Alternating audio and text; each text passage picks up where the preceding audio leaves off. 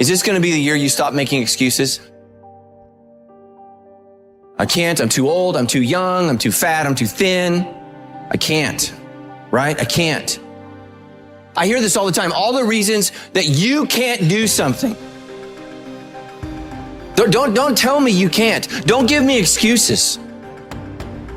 What's the reason you've given yourself why you can't be successful and you can't be better?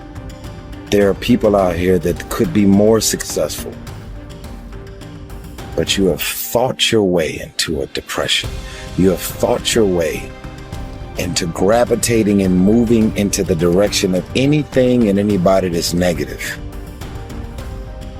Everything about your life that you've decided that you've wanted for yourself is so negative, but yet you're expecting to produce positive results.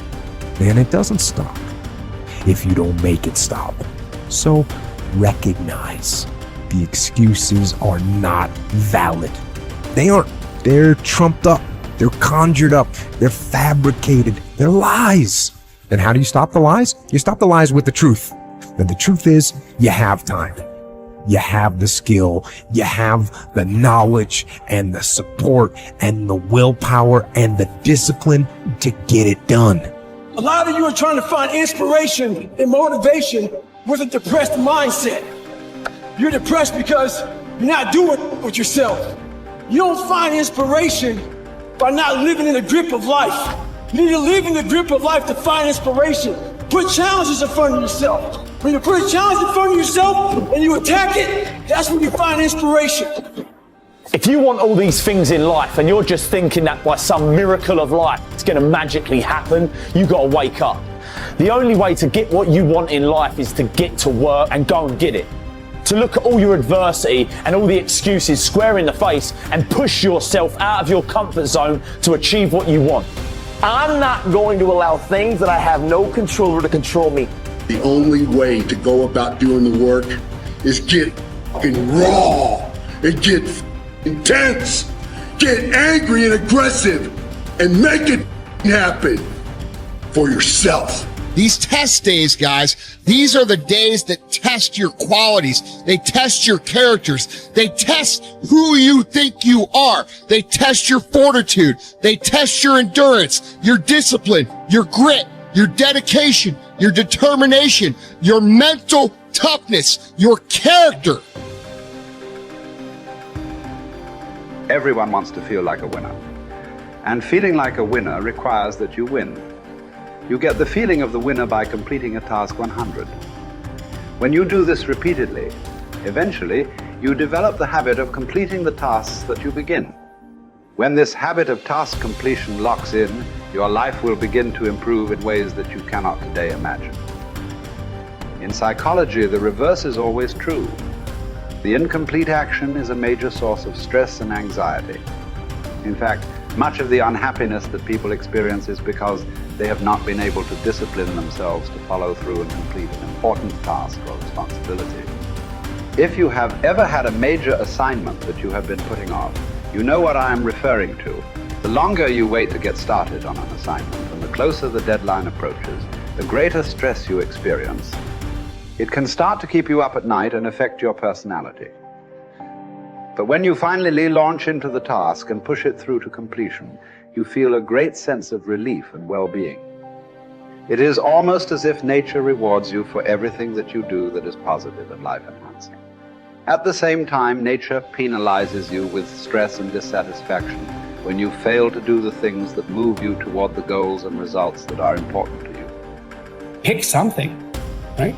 Pick something, a nameable goal, and then try to implement it. And what'll happen is you'll learn a lot by trying to implement it. And one of the things you might learn is what a slightly better goal might be. You know, because if you try something diligently and you succeed or you fail, you're going to learn from the effort expended in the detailed implementation of the goal. It's going to inform you. It'll also transform you physiologically. It does that at a very basic level, neurophysiological level. You will be slightly different as a consequence of the attempt. And what that'll mean is that the next goal you pick will be a little more suited to you. And so it's this kind of pathway, right? It's like maybe the goal you should be attaining is here, but you don't know that because you're clueless. And so you aim there. Well, it's better than there. And it's not nothing. It's not cessation of movement. And, you know, if you're supposed to go there and you go here, but you walk diligently towards it, you're a little closer once you get to here than you were here. And it's this oscillating self-corrective process that leads you to the final star. And you have to be willing to engage in erroneous experimentation to manage that, but it is a self-correcting process. And so one of the things I always talk to my clients about is, well, let's try something, you know, and we'll reserve to ourselves the right to alter our trajectory. And then I would use as a corrective there, because you might say, well, how do you know when you're not just giving up, right? Instead of thinking maybe you need a different goal. And I would say, well, you can, if you're really concerned about your proclivity for self-deception, you can enter into a contract with yourself that you won't replace any goal you've set with a goal that's easier. And so you can switch your goal, but it has to be a little harder so that you check yourself against that tendency to withdraw and avoid and be self-deceptive. And that works like a charm. And if you do that with some degree of diligence, your goals will get better and more attainable, and you'll get happier too, because you don't experience happiness except in relationship to a goal. And that's really worth knowing. You know, and that's another thing to think about too. If your life is meaningless, well, you're not pursuing a valued goal. I mean, you might be depressed too, and sometimes that can be like an illness, you know, something that is really wrong with you. But a good rule of thumb is that if you find no joy in life, there's a very low probability that you're pursuing a goal that you regard intrinsically, like in the depths of your temperament, as worthwhile. And that's technically true, because we do in fact experience most of the positive emotion, let's say, that's associated with emotions like joy. We experience that in relationship to a goal.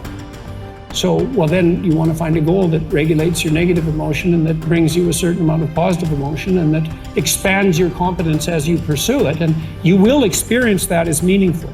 That's really what meaning signals. Meaning signals you're doing all those things. You say, well, that's not real. It's like, don't listen to the semantic chatterbox so much, right? There's levels of you that are far wiser than that. And you can watch what happens to you instead of noticing what you think.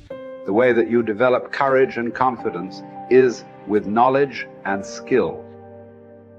Most fear and doubt arises out of ignorance and feelings of inadequacy of some kind. The more you learn the things you need to know to achieve your goals, the less fear you will feel on the one hand, and the more courage and confidence you will feel on the other.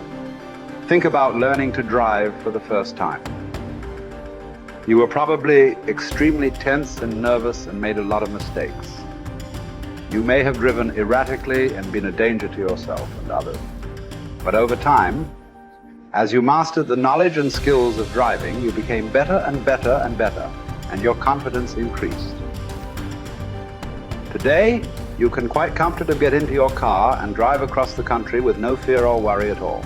You are so competent at driving that you can do it well without even thinking about it.